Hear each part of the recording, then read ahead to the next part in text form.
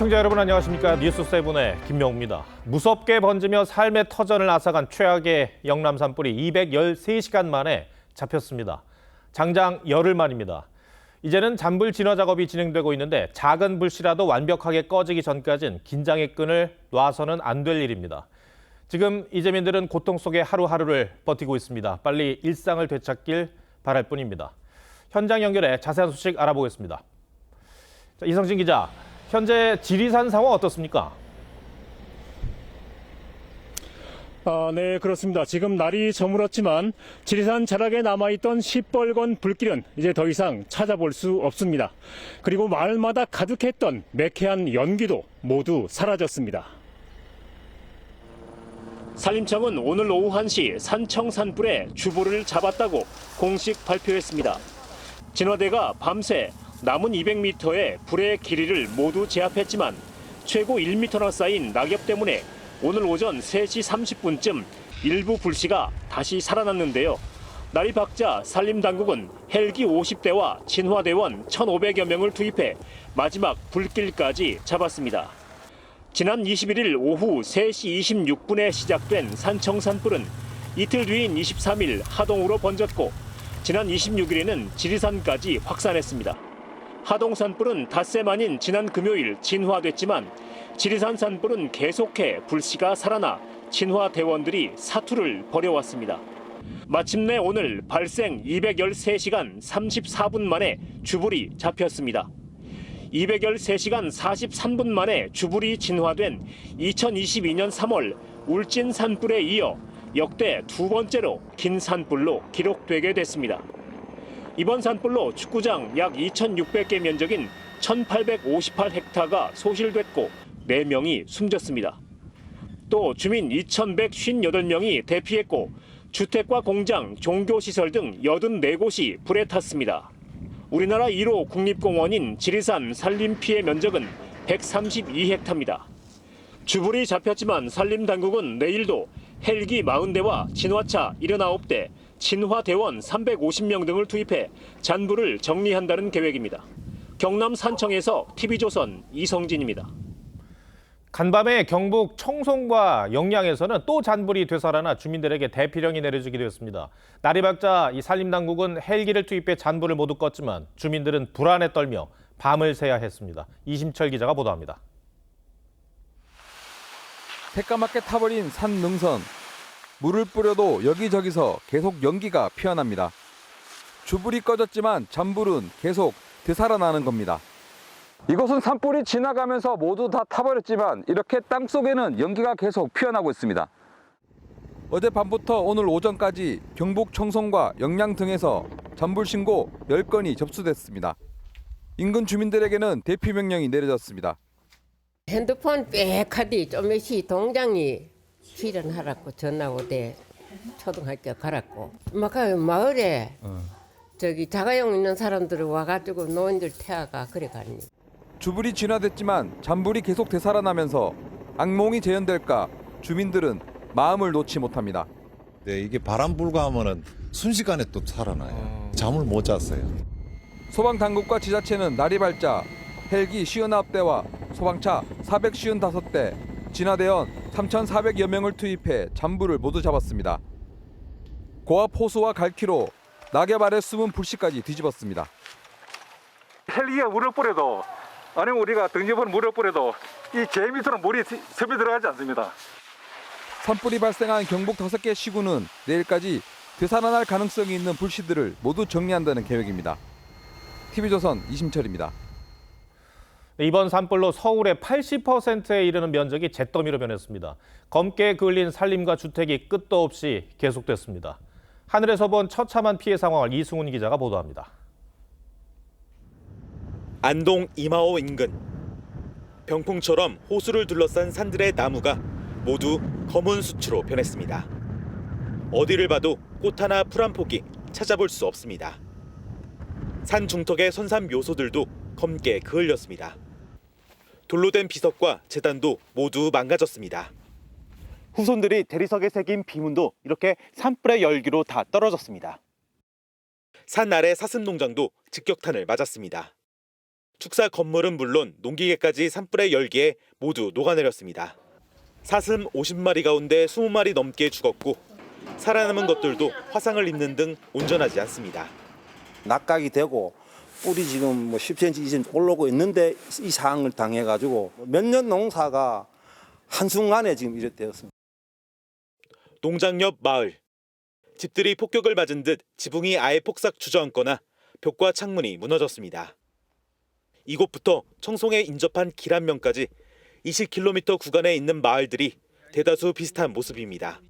비닐하우스와 사과창고, 우체국까지 전쟁터가 된 것처럼 폐허로 변했습니다. 뭐라고 뭘 왜 표현해야 될지 몰라요. 사실상 진짜 현장에 가보면 진짜 눈물밖에 안 나요. 진짜 가슴 아프고 속 상하고 한 나무 가정에 석가래가 하나하나 뛰어내릴 때마다 진짜 눈물 나고 그냥 가슴 아팠어요. 서울시 면적의 80%가 불에 탄 역대 최악의 이번 산불. 당국이 피해 조사를 하는 데만도 상당한 시일이 걸릴 전망입니다. TV조선 이승훈입니다. 온 국민이 가슴을 졸인 최악의 산불은 사람의 작은 실수에서 비롯됐다고 전해드렸습니다. 의성 성묘객 실화로 보이는데 이 경찰이 산림보호법 위반 혐의로 이 50대 남성을 불구속 입건했습니다. 입건된 남성의 딸이 함께 성묘를 갔고 불이 나자 119에 처음 신고했습니다. 딸은 경찰에서 묘지 정리를 하다가 불이 났다고 진술한 것으로 알려졌습니다. 김태준 기자입니다. 경북 산불이 시작된 의성의 한 묘소입니다. 봉분 등이 검게 그을렸고 주변에 라이터가 보입니다. 경찰은 해당 묘의 성묘를 온 50대 남성을 실화자로 보고 산림보호법 위반 혐의로 입건했습니다. 산림보호법 위반은 명백하다고 판단해가 저희들이 그걸로 인지를 했고요. 입건된 남성의 딸은 당시 출동한 경찰에 봉분 위에 나무를 꺾다 안 돼서 태우다 불이 났다라고 진술했습니다. 불이 나자 119에 처음 신고한 것도 딸이었습니다. 신고는 지난 22일 오전 11시 24분 접수됐는데 119 상황실에서 위치를 묻자 산 위라 모르겠다는 말만 되풀이합니다. 아버지가 전화를 받고서야 주소를 말했는데 불길은 이미 걷잡을 수 없는 상태였습니다. 산불이 많이 진행된 상태였고 그래서 제가 끌 수 있는 수준이 넘어서갖고 신고 이후 곧바로 1분 1초라도 더 빨리 현장에 출동했더라면 26명이 숨진 이번 산불의 피해를 막거나 줄일 수 있었다는 아쉬움이 남습니다. 경찰과 소방 등 관계기관은 이번 주 현장을 방문해 합동 감식할 예정입니다. TV조선 김태준입니다. 이재민들은 오늘도 기약 없는 대피소 생활을 계속하고 있습니다. 특히 오늘은 영하까지 떨어진 꽃샘추위에 몸도 마음도 더 추웠습니다. 이재민들을 신유만 기자가 만났습니다. 임시생활시설이 마련된 안동체육관. 기온이 영하로 떨어진다는 예보에 이재민들에게 패딩 점퍼 등 옷가지를 나눠줍니다. 체육관 한켠에서는 대형 난방기가 쉴 새 없이 돌아갑니다. 하지만 영하의 추위를 막기엔 역부족입니다. 부어가지고 이불을 덮어가지고 저리 발을 갈아가지고 한불 더 해가지고 덮고 그래 자고 이불을 한 개 가지고 이래가지고. 이재민들이 생활하는 간이 텐트에 들어와 봤습니다. 난방을 잘 해서 실내 공기는 따뜻하지만 바닥에서 올라오는 냉기는 어쩔 수가 없습니다. 어저께만 그저께는 얼마나 추운지 그냥 견디는 거예요. 뭐 죽지 못해가 어쩔 수 없으니까. 추위 때문에 지병이 악화되고 차온데 자니까 이 발이 부어, 발도 붓고 이래 몸이 부어, 두툼하게 붓고 이 얼굴도 붓고. 슬프고 외로운 마음은 더욱 커집니다. 자식들 왔다 가면 그래 눈물 나니다. 내가 나를 이래 놓고 가나 그러면 엄마 이런데 놔두면 냉. 자원봉사자들도 갑자기 찾아온 꽃샘추위가 반갑지 않습니다. 손도 시리고 바닥에 얼음까지 얼어서 굉장히 많이 힘들었습니다. 저희도. 그때 따뜻한 물을 쓸 수 있는 것도 아니고. 정부는 신속한 피해 복구와 주민들의 일상 복귀를 위해 10조 원 규모의 추경 예산을 편성하기로 했습니다. TV조선 신유만입니다. 이번 산불은 독립운동가들의 터전이었던 역사 깊은 집성촌까지 핥히고 갔습니다. 온전한 집을 찾아보기 어려울 정도로 완전히 잿더미가 돼버린 마을도 있는데요. 화마가 집어삼킨 현장의 피해 모습을 송병철 기자가 둘러봤습니다. 불길이 휩쓸고 간 경북 안동의 내암마을. 김시환 할아버지는 평생 살아온 집을 잃었습니다. 집안 가재도구 하나 남은 게 없이 모두 타버렸습니다. 이들이 와가지고 날 나오라 해갖고 가니 옷도 이쁘이래요. 옷 하나 가져 나온 것도 없고. 집 뒤편 할머니 산소까지 화마가 앗아갔습니다. 내안마을은 단일마을로는 독립운동가를 가장 많이 배출한 유서 깊은 곳입니다. 독립운동의 성지이자 의성 김씨 집성촌인 이곳에선 종택으로 불길이 번질까 마을 사람 모두가 긴장하기도 했습니다. 화염이 코앞까지 닥치자 밤새 종택에 물을 뿌리고 대비해 다행히 불씨가 닿진 않았습니다. 다 가지고 물 싹 뿌리고 전부 다 해놓고 연기가 너무 많으니까. 인근의 경주이시 집성촌인 추목리 마을은 피해가 더 심각합니다. 담벼락까지 무너져 형체가 온전히 남은 집이 없을 정도입니다. 자동차는 앙상한 뼈대만 남았고 아직도 간간히 연기가 피어오르는 곳도 있습니다. 전통을 이어온 소중한 터전이 사라지자 주민들의 상실감은 큽니다. 부모들 흔적이 하나도 없다. 80번 노인이 농사 짓다가 나가라는 거 소미자도 한 게 없지, 사자도 한 게 없지. 이번 산불은 역사적 가치를 지닌 마을들에까지 깊은 상처를 남겼습니다. TV조선 송병철입니다. 경북 청송의 대표 관광지인 달기 약수터도 화마를 피하지 못했습니다. 유네스코 세계지질공원의 지질명소인 이 약수터는 검게 그을려 재로 가득 찼고 약수물로 닭백숙을 만들던 음식점들도 초토화됐습니다. 윤수영 기자가 취재했습니다. 지난 2017년 유네스코 세계지질공원으로 지정된 달기 약수터. 철분이 다량 함유된 탄산약수로도 유명합니다.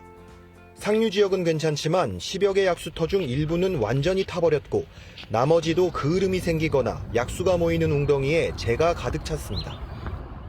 약수물로 닭백숙을 만들어 파는 30여 개의 상가들도 쑥대밭이 됐습니다. 지붕과 대들보까지 폭삭 주저앉아 형체를 알아보기 힘든 잔해들만 가득합니다. 40년 넘게 이곳에서 장사를 해온 업주들은 화재 당시만 생각하면 지금도 아찔합니다. 바람이 이게 불어서 그날이 대피로하에 이게 집이 이래 늘어 앉아 부는데 불꽃은 여기 뭐. 목숨은 건졌지만 앞으로 어떻게 살아야 할지 막막하기만 합니다. 전에는 많이 올 때는 관광차 한 마리 150대에서 들어오게 했는데 수리하려고 하면 몇 년 걸릴 낀데. 전국 각지에서 사람들이 찾던 약수터도 이젠 횡합니다. 마음이 아프죠. 유명한 손님이 하나도 없네. 예, 오늘. 역대 최악의 산불은 유네스코가 지정한 세계적인 지질명소까지 검은 상처를 남겼습니다. TV조선 윤수영입니다. 사상 최대 규모였던 이번 산불 대응을 위해 투입된 인력의 상당수는 60대 이상 고령자였습니다. 잔불 정리가 원래 주 업무였던 산불 예방 진화대원들이 사태가 심각해지자 제대로 된 안전장비 없이 대형 산불 진화에 뛰어든 겁니다. 이 속수무책으로 화마에 당해 숨진 대원도 있는 만큼 산불 대응 능력을 키우기 위한 지원이 절실하다는 지적이 나오는데 오늘은 차순우 기자가 산불 진화 최전선에 선 고령의 대원들의 포커스를 맞췄습니다. 경남 산청의 산불 현장. 15kg이 넘는 등짐 펌프 소화기를 맨 진화대원들이 불길을 향해 연신 물을 뿌립니다. 물을 뿌리자 뿌연 연기가 피어오르며 대원들 쪽을 향합니다. 원래는 잔불 정리와 재발화 감시가 주 임무인 산불 예방 진화대원들입니다. 소방대원하고 다르죠. 우리는 이제 산청 내 소속이고 잔불 정리 이게 전문이죠. 대부분 60대 이상의 고령자들로 머리가 하얗게 센 대원들도 눈에 띕니다. 지난해 기준 전국에 9,400여 명의 산불 예방 진화대원이 활동 중인데 환갑이 지난 61세 이상 대원이 73%에 달합니다.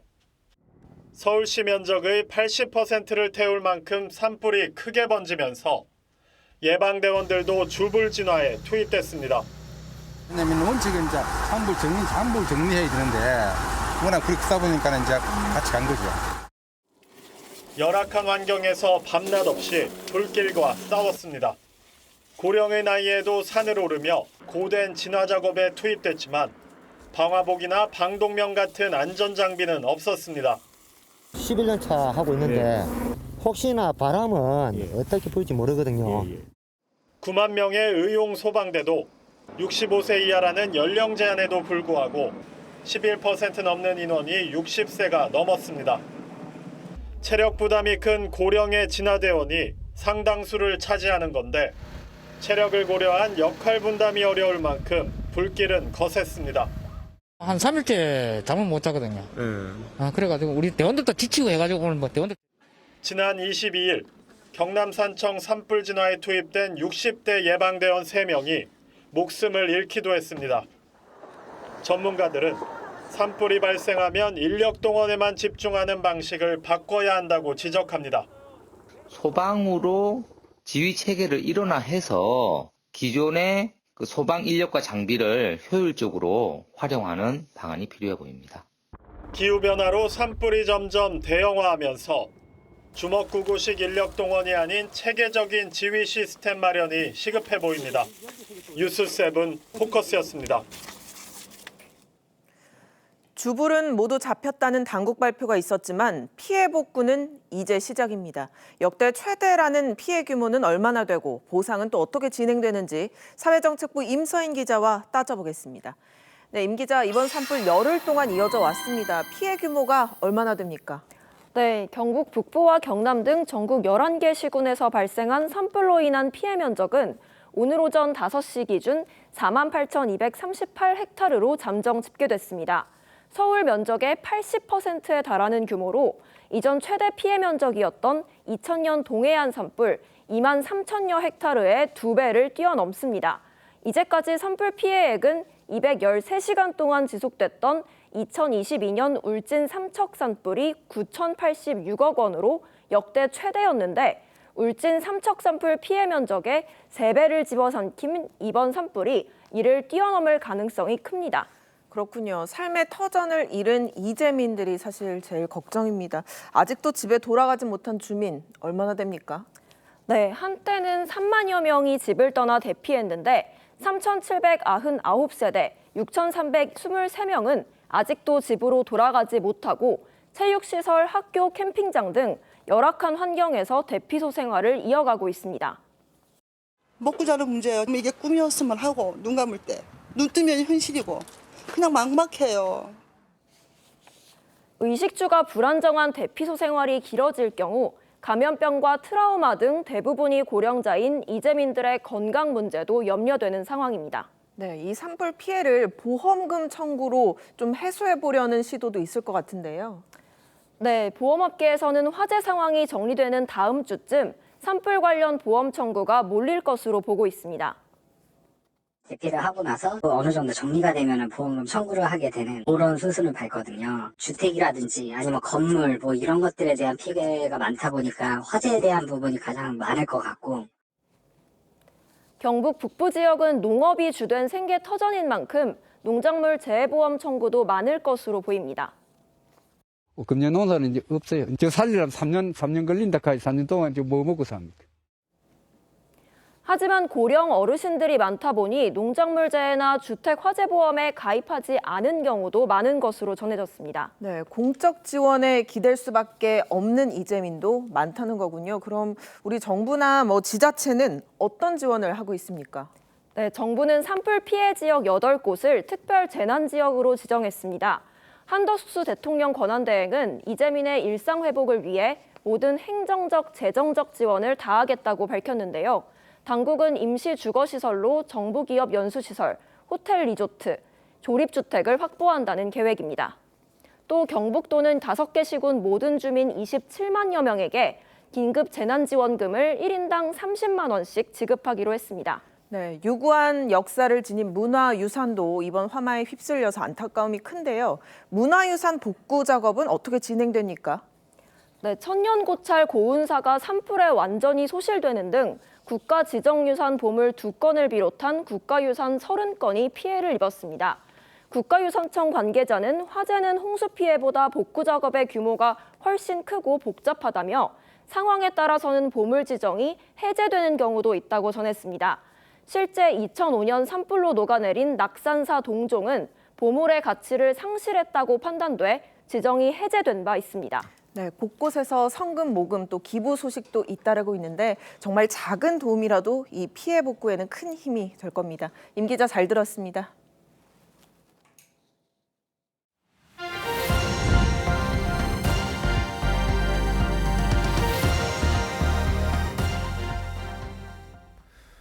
윤석열 대통령 탄핵 심판 선고가 결국 다음 달로 넘어갔습니다. 현재 8인 체제인 헌법재판소는 4월엔 중대한 변화가 생깁니다. 4월 18일에 이 재판관 2명이 퇴임하며 6인 체제가 되는 거죠. 그때까지도 결론을 내지 못하면 상황이 복잡해지는데 윤재민 기자가 전해드립니다. 다음 달 18일 문영배 헌법재판소장 권한대행과 이미선 헌법재판관이 퇴임합니다. 6년의 임기를 모두 마친 겁니다. 모든 사람이 헌법에서 보장하는 기본권을 누릴 수 있도록 온 힘을 다하겠습니다. 헌재는 다시 6인 체제로 돌아갑니다. 지금도 이례적으로 평의에만 한 달 넘는 시간을 쏟고 있는데 만장일치가 아니면 인용 결정은 할 수 없는 상황이 되는 겁니다. 법조계에선 결정이 지연되는 건 재판관들의 의견이 첨예하게 엇갈리기 때문이란 분석이 나옵니다. 이 경우 4월 18일까지 결론을 내려면 일부가 의견을 바꿔야 하는데 남은 시간이 부족하다는 지적도 나옵니다. 헌법재판관 출신 한 변호사는 재판관들마다 법리적 기준이 확고해 상대방 의견을 바꾸도록 설득하는 건 쉽지 않은 일이라고 했습니다. 특히 이번 심판은 쟁점이 복잡하고 다양해 더 어려울 것이라고 전망했습니다. 헌재가 18일까지 결론을 내지 못하면 심판이 장기화되면서 국무총리 대행 체제가 계속될 가능성이 있습니다. 이 때문에 헌재가 어떤 식으로든 결론을 낼 것이라는 전망도 나옵니다. 헌재는 2017년 박근혜 전 대통령 탄핵 심판을 당시 이정미 소장 권한대행 퇴임 사흘 전에 선고한 바 있습니다. TV조선 윤재민입니다. 윤 대통령의 탄핵 심판이 길어지면서 여야의 대치는 극한으로 치닫고 있습니다. 이번엔 민주당이 몇 차례 예고했던 이 헌법재판관들의 임기 연장 법안을 실제 추진하기로 해 파장이 커지고 있습니다. 퇴임이 임박한 문영배, 이미선 재판관의 임기를 연장하겠다는 건데 위헌 소지가 다분하다는 지적입니다. 민주당은 또 한덕수 대행에겐 마은혁 헌법재판관 후보자를 모레까지 임명하라며 최후 통첩했습니다. 먼저 황정민 기자입니다. 지난 1월 민주당 이성윤 의원은 헌법재판관 임기를 후임자 임명 때까지 무기한 연장하는 내용의 법안을 대표 발의했습니다. 지난 2월엔 복기왕 의원이 헌법재판관 후임자가 임명되지 않을 경우 기존 재판관 임기를 6개월 연장하는 개정안을 대표 발의했습니다. 두 법안 모두 다음 달 18일 임기 만료를 앞둔 문영배, 이미선 재판관을 염두에 둔 거란 비판이 여권에서 제기됐는데 민주당은 해당 법안을 내일 법사위 소위에서 처리한 뒤 다음 달 1일 전체 회의에서 통과시킬 계획입니다. 이와 함께 대통령이 7일 이내 임명하지 않을 경우 임명한 걸로 간주해 임기를 시작하도록 한다는 헌법재판소법 개정안도 동시에 처리할 방침입니다. 두 재판관 임기 종료 전까지 헌재의 결정이 나오지 않으면 윤 대통령 탄핵이 어렵다고 판단한 거 아니냐는 관측이 나옵니다. 한덕수 권한대행을 향해선 다음 달 1일까지 마은혁 재판관 후보자를 임명하지 않으면 중대 결심을 하겠다고 경고했습니다. 한 대행에 대한 재탄핵을 불사하겠다는 의미로 해석됩니다. 쿠데타를 일으킨 전두환이 정권을 찬탈하게 도운 체규화의 길을 걷고 있습니다. 이 경우 이미 발의돼 있는 최상목 부총리 탄핵안과 함께 민주당이 이른바 동시 탄핵 추진에 나설 가능성도 있습니다. TV조선 황정민입니다. 이에 대해 국민의힘은 국헌 문란 시도라며 강하게 반발했습니다. 특히 헌법에 대통령이 헌법재판관을 임명하도록 규정하고 있다며 발상 자체가 반헌법적이라고 맹비난했습니다. 사법당국을 향해선 수사에 나서야 한다고 촉구했습니다. 이어서 장윤정 기자입니다. 국민의힘 권성동 원내대표는 국무위원 총탄핵 계획과 맞물려 추진되는 헌법재판관의 임기 임의 연장법은 민주당의 내란 음모가 구체적 실행에 착수했음을 보여준다며 이재명 세력의 국헌 문란 시도라고 강하게 비판했습니다. 특히 퇴임이 임박한 문형배, 이미선 재판관의 임기를 연장하기 위한 시도라고 규정했습니다. 그러면서 마은혁 후보 임기를 대통령 임명 없이 강제로 개시한다는 발상 자체도 반헌법적이라며 민주당의 헌정질서 전복 시도에 대한 수사에 착수해야 한다고도 했습니다. 국민의힘 법사위 간사인 유상범 의원도 강하게 반발했습니다. 윤석열 대통령 탄핵 인용을 목적으로 한다는 것을 노골적으로 드러내는 일회용 법안이자 전형적인 위인설법이다.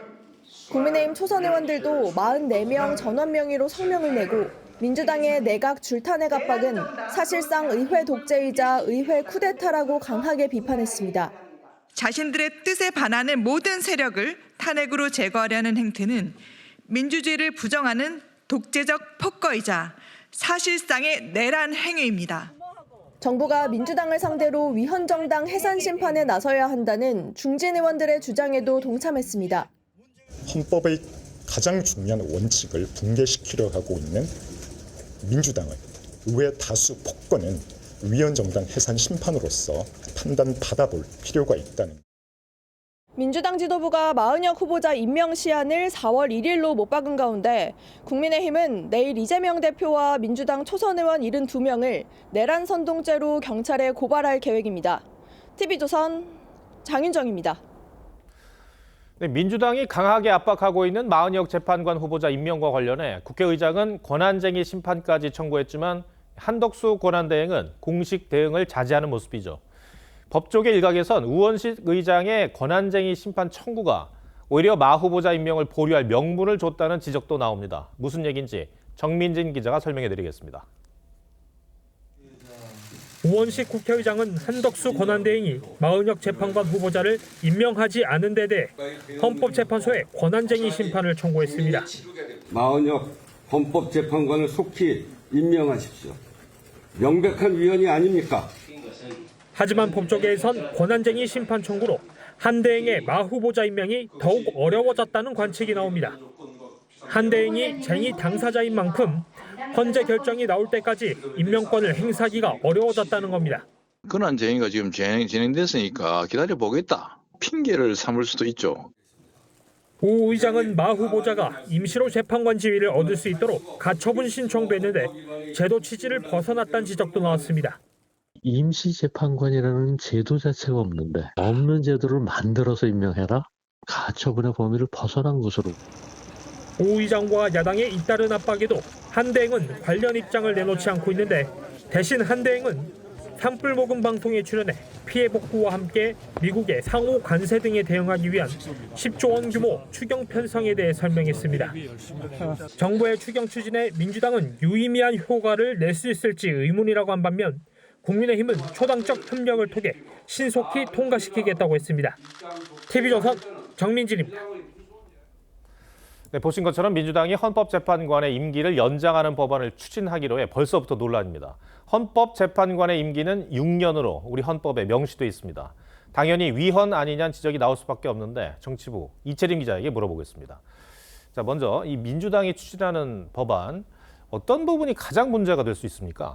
네, 좀 전에 앵커가 말씀하신 것처럼 헌법에 정확하게는 112조 1항에 재판관 임기를 6년으로 한다고 명시하고 있기 때문에 연장할 수 없다는 주장입니다.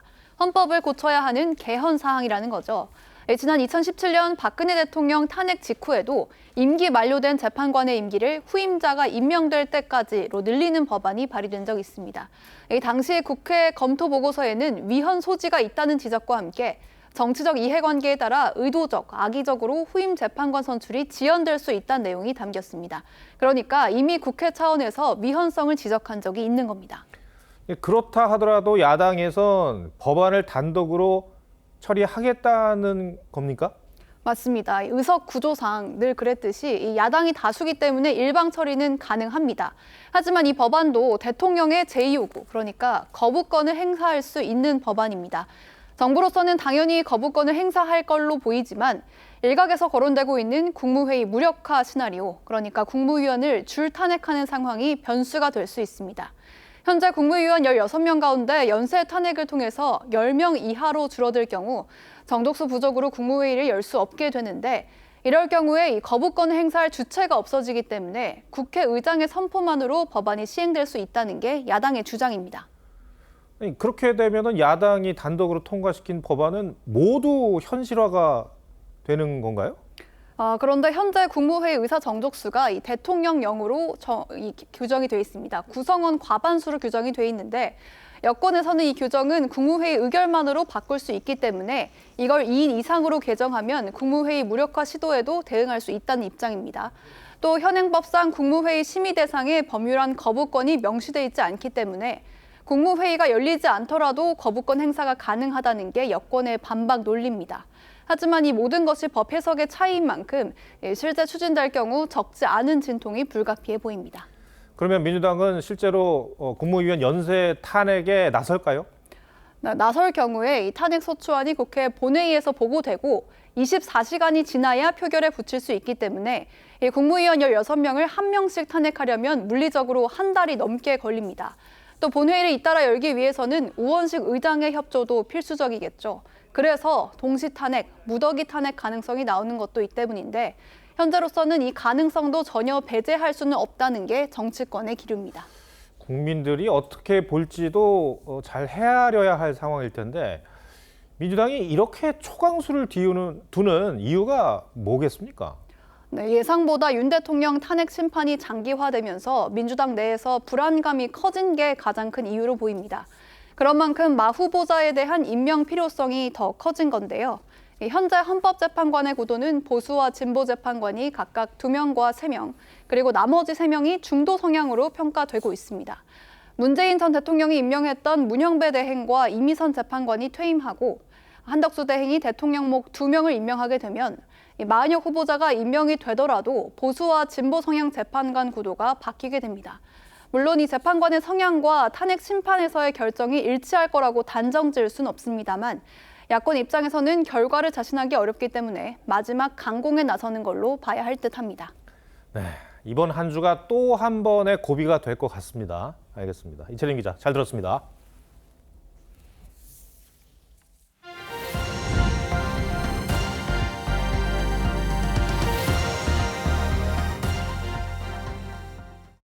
지진 참사가 발생한 미얀마에서 사상자가 5천 명을 넘어섰습니다. 쿠데타 이후 5년째 내전으로 휘청이던 상황에서 강진까지 발생하면서 미얀마 국민들은 최악의 위기를 마주하게 됐습니다. 생지옥을 경험 중인 이재민들에 대한 구호 활동이 위축될 우려가 커지고 있습니다. 신은석 기자입니다. 무너진 병원에서 노인 환자가 40시간 만에 구조됩니다. 끝도 없는 잔해 더미를 맨손으로 치우다 울고 맙니다. 아들은 겨우 손만 보이는 어머니를 붙잡고 흐느낍니다. 규모 7.7 강진의 압이 교한 뒤 더 무서운 현실이 찾아왔습니다. 미얀마 군정은 지진 이튿날인 29일 기준 1,600명 넘게 숨지는 등 사상자 수가 5천 명을 넘었다고 밝혔습니다. 진앙과 가까운 제2도시 만달레이는 초토화됐고 수도 네피도 일대도 전기와 통신이 끊겼습니다. Everything is like gone and people are still trapped and the casualties and everything is still counting. 여진까지 이어지면서 피해 규모는 가늠조차 힘들 정도입니다. The force that a quake like this releases is about 334 atomic bombs. So it is devastation beyond what any of us can usually imagine. 이 와중에 미얀마 군부는 국제사회에 지원을 요청하면서도 반군을 공습해 최소 7명이 숨져 국제적 비난을 사고 있습니다. 이번 강진의 여파로 태국 방콕에선 17명이 숨지고 100명 가까이 실종 상태입니다.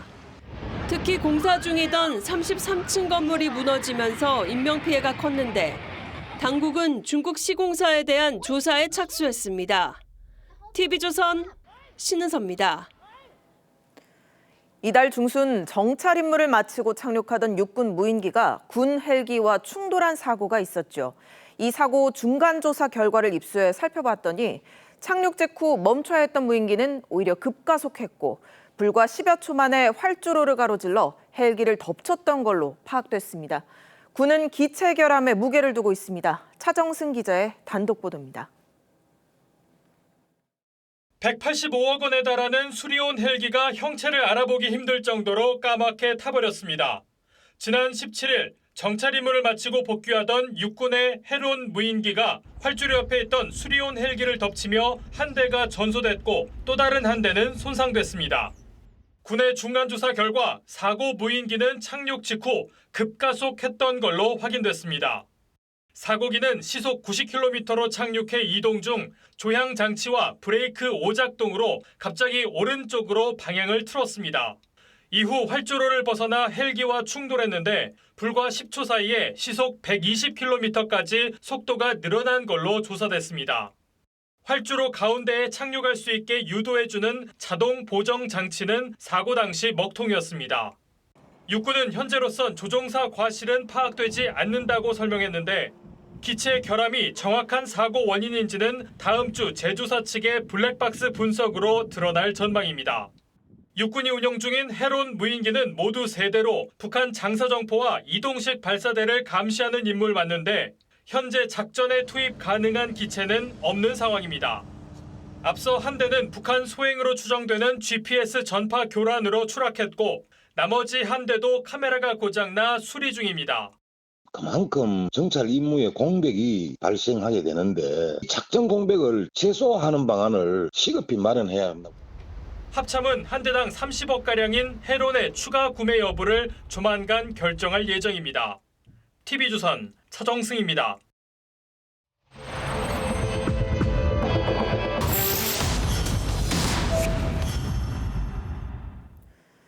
최근 청소년 사이에서 액상형 합성 니코틴 담배가 빠르게 퍼지고 있습니다.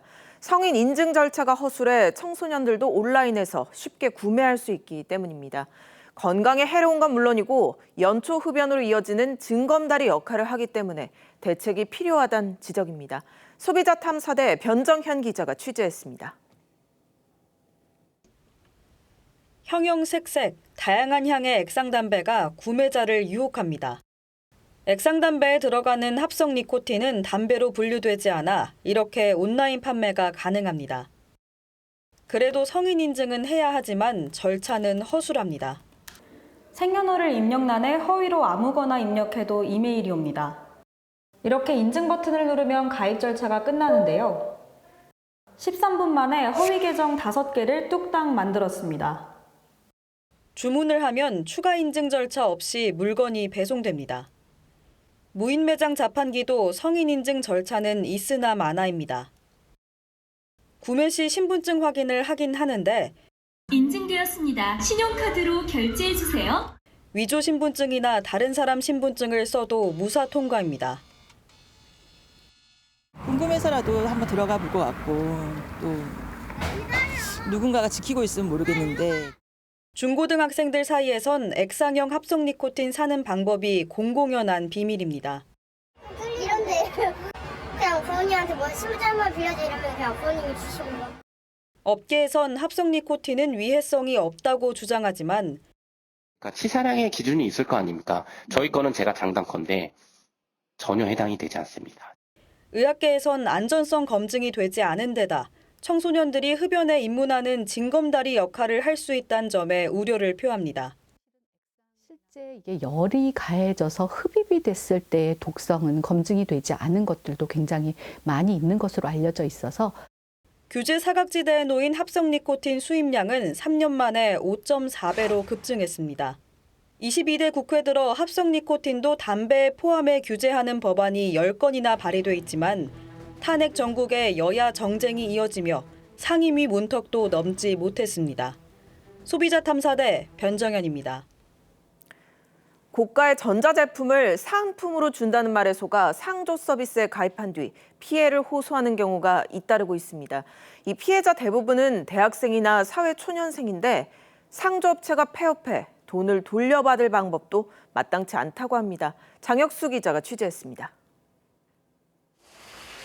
3년 전 사은품으로 노트북을 준다는 SNS 광고를 보고 상조 상품에 가입한 20대 직장인 김모 씨. 2년 반이 지나 노트북이 미끼였다는 걸 알게 됐습니다. 상조 회비인 줄 알고 매달 6만 원씩 냈던 돈이 6년 약정으로 계약된 노트북 렌탈 비용이었던 겁니다. 연락이 와가지고 노트북 무료 이벤트 당첨이 되셨다. 사은품이다 라고 해가지고 뭐 렌탈이나 이런 서비스를 이용해서 받는 거다 이런 말을 안 했었거든요. 관련 피해자가 수백 명에 달하는 것으로 파악되는데 대부분 사회초년생이나 대학생으로 전자제품이나 명품 가방을 준다는 꼬임에 넘어갔습니다. 해당 상품을 판 상조회사는 폐업하고 영업사원은 잠적해 돈도 돌려받을 수 없는 상황입니다.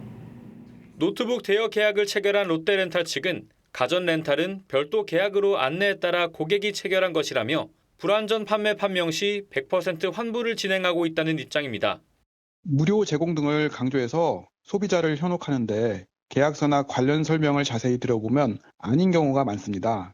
너무 조건이 파격적이거나 무상으로 무료로 제공한다 이런 경우에는 한번 주의 깊게 보셔야 하겠습니다. 공정위는 관련 피해가 잇따르고 있다며 상조 서비스와 전자제품 등을 결합한 상조 결합 상품에 소비자 주의를 당부했습니다. TV조선 장혁수입니다. 올해부터 고등학교 1학년 교실이 완전히 달라졌습니다. 대학처럼 과목을 골라서 듣는 고교 학점제가 도입된 건데요. 학생들은 일단 적성에 맞는 수업을 들을 수 있어 좋다는 반응이지만 교원들은 업무 부담을 호소합니다. 최원영 기자입니다. 수업이 한창 진행 중인 교실입니다. 학생은 6명뿐. 빈자리는 옆 학교인 수도여고 학생들이 온라인으로 채웠습니다.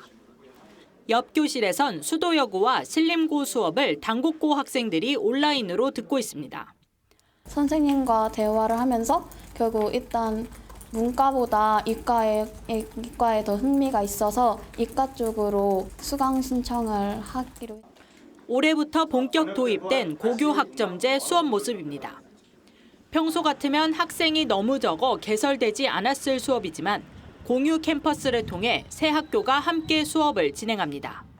저는 꿈이 앱 개발자인데 진로 상담 전문가분들 초청해가지고 수업을 했는데 그때 상담했던 것들이 제 가장 큰 도움이 됐던 것 같아요. 적성에 맞는 과목을 선택하는 건 좋지만 이동 수업은 부담입니다. 가서 들은 수업이 있는 줄 알았는데 1시간 정도 걷는데 가서 5분 동안 발표하고 6시 반에 수업이 끝난다는 게 살짝 아쉽다. 교원들은 업무 부담이 늘었다고 호소합니다. 시행착오가 많고요. 또 시스템적으로 학교의 상황과 맞지 않는 부분이 많아서 교사들이 그걸 해결하기 위해서 다시 동분서주하는 상태입니다. 출결 처리도 따로 해야 하고 과목별 학업 성취율도 40% 이상 달성해야 하기 때문입니다. 교육청에서 운영하는 이러한 진로 상담센터도 활용할 수 있다. 저희가 좀 더 확대해서 학생들이 정말 1대1로 촘촘하게 지원받을 수 있도록. 학생들은 고등학교 3년 동안 모두 192학점을 이수해야 졸업할 수 있습니다. TV조선 최은행입니다. 지난 10년간 매년 평균 540여 건의 산불이 발생한 가운데 절반 이상이 봄철인 3월에서 5월 사이 집중됐습니다. 영남권을 덮친 이번 산불도 발생 직전 산림청 산림과학원에 대형 산불 위험 경고가 있었는데요. 잠시 후 뉴스7에 이어 방송되는 탐사보도 추적자들 공포의 산불 쇼크 편에선 예고된 대형 산불을 피하지 못한 이유는 뭔지, 민낯을 드러낸 우리나라 방제 시스템엔 어떤 문제점이 있는지 집중 취재했습니다.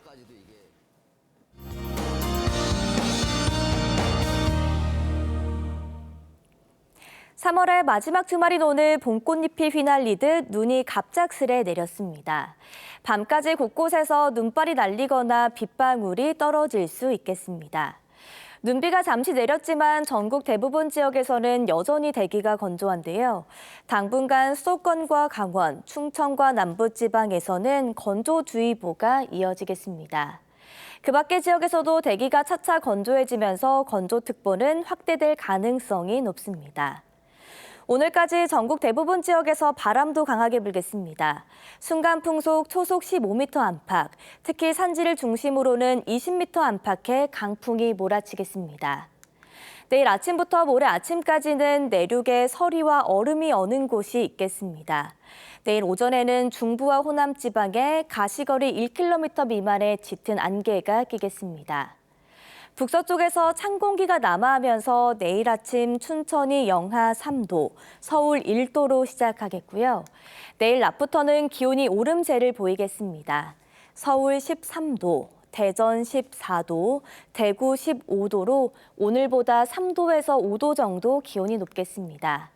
수요일에는 중부와 전북, 경북에 비 소식 들어있습니다. 날씨였습니다. 3월 30일 일요일 뉴스 7 마치겠습니다. 시청해주셔서 고맙습니다.